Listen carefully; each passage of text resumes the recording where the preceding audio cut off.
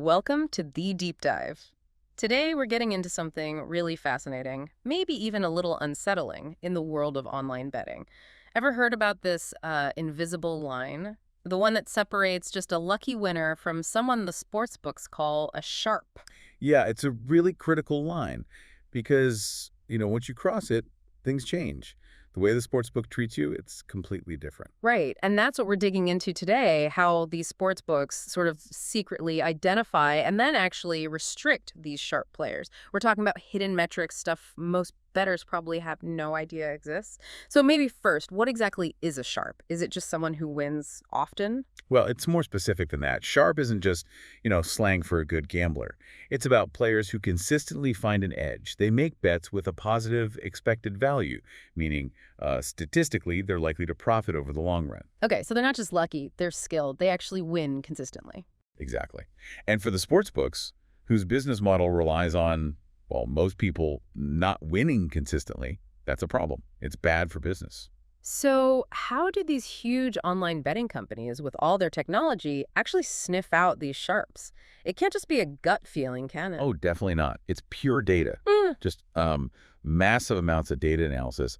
And they look at some really specific things. Like one huge one is called closing line value, CLV. Closing line value. Okay, what's that? It basically means, are you consistently placing bets at better odds than the odds available right when the event starts? So the closing line.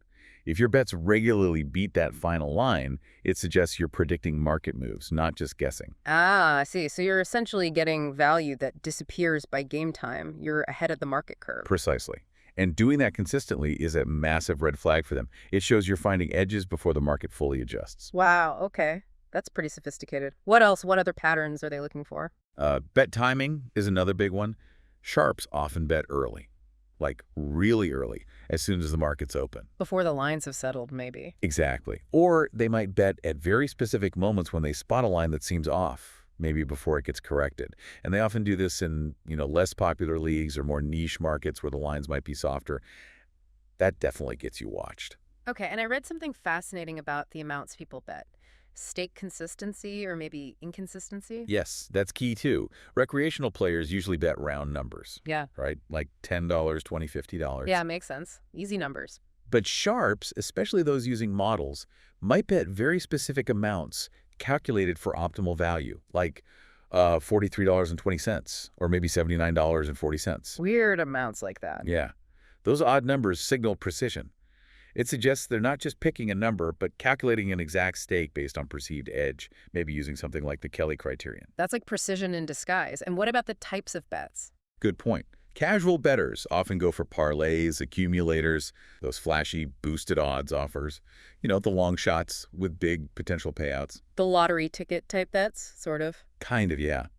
Sharps, however, tend to stick to single bets. Mm-hmm. They focus on finding value in individual markets and avoid the higher margins built into parlays. They see those boosts as traps, usually. And I heard something really surprising that some sports books even track how you browse within their app. Is that right? It is, yeah. It sounds a bit Orwellian, but they analyze your navigation patterns. Yeah. So if you log in and go directly to, say, an obscure Asian handicap market for a second division football match in Ukraine, bypassing all the main pages. They notice that surgical precision. Exactly. That kind of focused, non-recreational browsing behavior is another piece of the puzzle. Wow. So all this data, the CLV, the timing, the stake size, the bet types, even how you click around the app, it all feeds into some kind of profile. Absolutely. It feeds into internal risk algorithms. Some platforms are even using machine learning to generate an actual sharp score for each user. A sharp score. So you get rated on how sharp you are. Essentially, yes. The higher your score, the more the sportsbook sees you as a risk. And the closer you get to facing restrictions, you're moving towards their blacklist. And what happens then? When you get flagged or your score gets too high, what are the consequences? Well, it often starts subtly. The first thing is usually stake restrictions.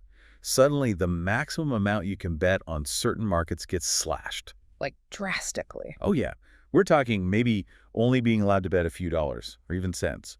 On markets where you used to bet hundreds, it makes profitable betting almost impossible. So they don't kick you out right away. They just make it pointless to bet. Often, yes. They might also start offering you worse odds than the general public sees. So the value you are finding disappears. And then, yeah, the final step can be outright account suspension or closure. They'll usually cite vague reasons like trading behavior or business decision. But the real reason is you were just too good at it. Pretty much. You beat their system too consistently. This brings up a big question, doesn't it? Is this whole practice fair? Well, that's the debate. Sports books will argue they have a right to manage their risk. They'll say they need to protect themselves from organized betting syndicates, arbitrage players exploiting tiny odds differences, and even money laundering. Okay, so they frame it as risk management. Right. But from the sharp bettor's perspective, they're just being penalized for being skillful. They found an edge through hard work and analysis, and now they're being shut down for it. They'd argue it's not really a fair market if skilled players aren't welcome. It's a tricky balance. So, thinking about everything we've discussed, what's the main takeaway here? For me, the core insight is just how deeply these platforms are analyzing user behavior. It's not just about tracking wins and losses anymore. In this online betting world, the house isn't just watching you play the game. It's actively studying how you think. That's powerful. If you start feeling like your betting app is giving you the cold shoulder, it might not just be in your head. Exactly. It could very well be your sharp score ticking up. That's a really chilling thought, actually. This deep dive shows how much data is being gathered and analyzed just from placing a few bets. It really does. And it makes you wonder, doesn't it? If platforms can get this sophisticated at studying how you think for betting, what does that mean for other parts of our digital lives? Yeah. What does it imply about privacy, about fair play online, when the systems we interact with are potentially analyzing our thought processes that deeply? That's the question to ponder. Something to think about long after this deep dive ends.